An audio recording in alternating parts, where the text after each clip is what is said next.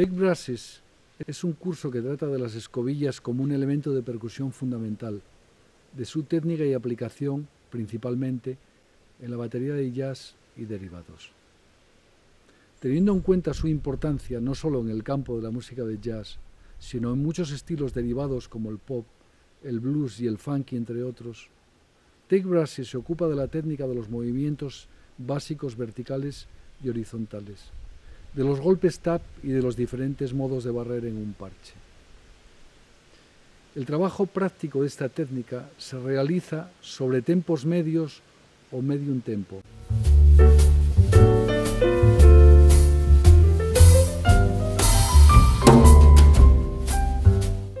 Se enseña a tocar tempos rápidos o up tempo.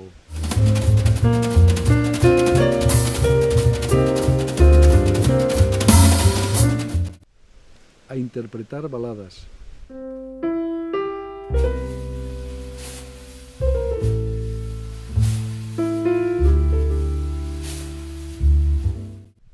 A acompañar bossa novas.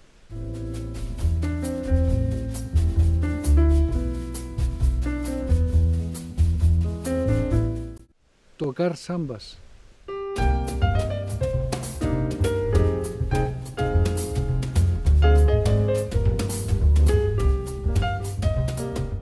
Distintos estilos de valses.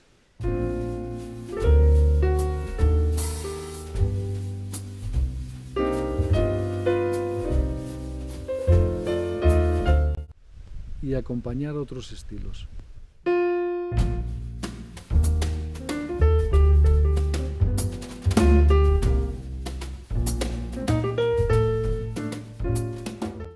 La metodología empleada en este curso está inspirada en los intérpretes, investigadores y profesores más reconocidos en el mundo.